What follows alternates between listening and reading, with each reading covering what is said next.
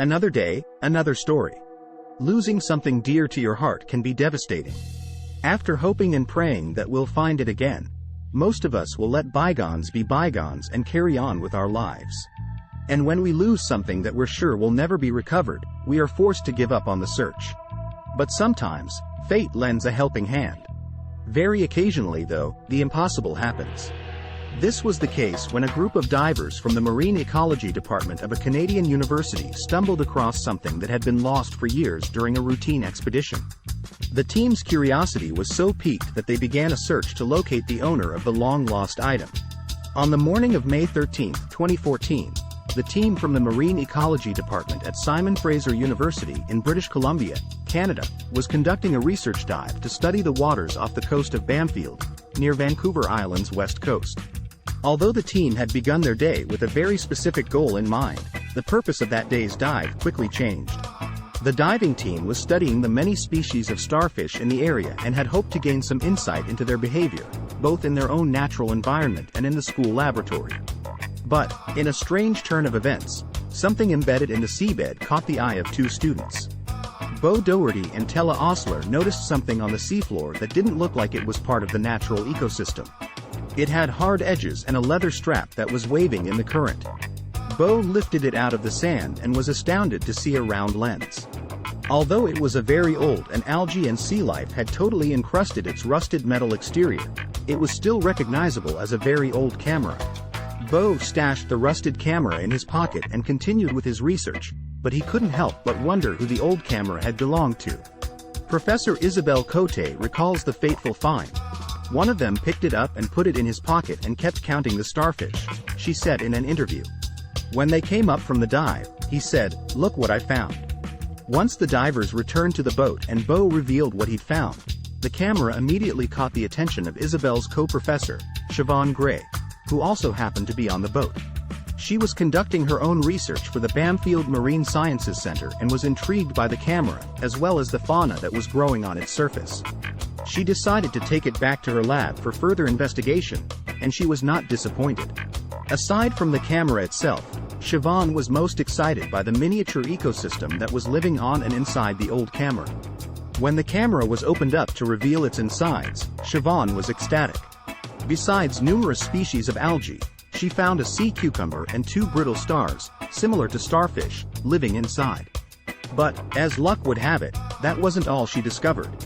Amazingly, the camera's memory card was still relatively intact.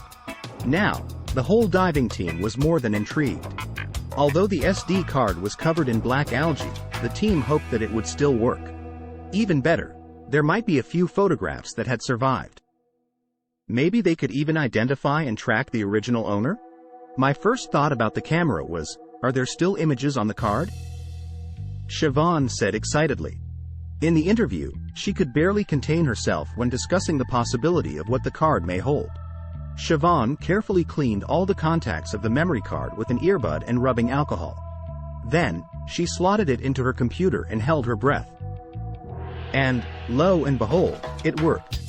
Not only was the 8GB Lexar Platinum card still working, but it still contained many videos and photos. Although Siobhan was reluctant to scroll through someone's personal and secret memories, she continued to look at the photos one by one, unable to tear her eyes away.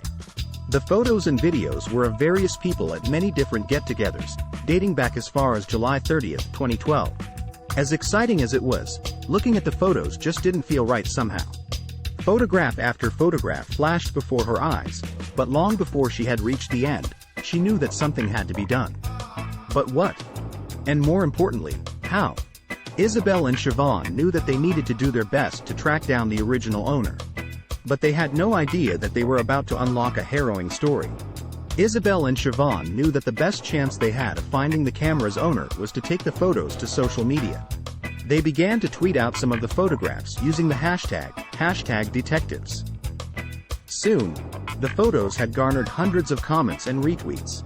But, despite the photos receiving a lot of attention, no one came forward.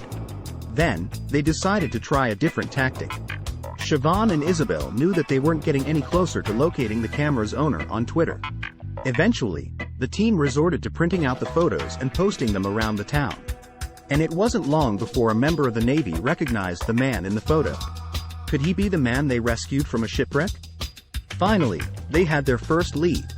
Paul Burgoyne was an artist from Vancouver. He had lost his boat in 2012 when it sank. Once the man was identified, the Navy officer tracked down his phone number in an attempt to get further information. He took the camera in hopes of returning it to the man. Siobhan and Isabel were thrilled that their search had finally yielded some results. But would the story end here?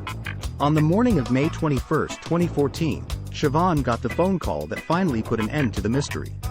Paul Burgoyne was on the other end, and he was thrilled, she explained. He says when he got off the phone with the Coast Guard, he and his wife were laughing a great deal, and mentioned how lucky he was. But it was only when Siobhan heard his harrowing tale that she understood. It turned out that Paul was an extremely lucky man. He told Siobhan the story of how he had lost his camera. On July 20, 2012, Paul was sailing to his summer home in Tassos, British Columbia. His trip had gone without a hitch until he ran into a spot of bad weather. With the sea growing turbulent, his boat was thrown against some rocks. He subsequently lost his camera in the wreck. When Paul's boat crashed against the rocks, they smashed his hull apart. Paul found himself stranded in the freezing cold water and developed hypothermia. It was lucky that patrons at a nearby inn spotted him and called the Coast Guard. But it was only 6 hours later that he was rescued and brought back to shore. Paul was thankful that he had made it out alive, but he had lost hundreds of personal possessions in the wreck. Over the years, and although it hurt him deeply, he had grown to accept what had happened. He was most heartbroken about his camera. Other possessions could be replaced. But after he had gotten the call from the Navy officer informing him that his camera had been found, he couldn't believe his luck. The photographs on Paul's camera didn't depict an ordinary family reunion. In fact, they had been taken when he and his family had scattered his late mother's ashes. And the photographs served as a reminder to be thankful. After all, he had nearly lost his life on the night that he had lost his camera.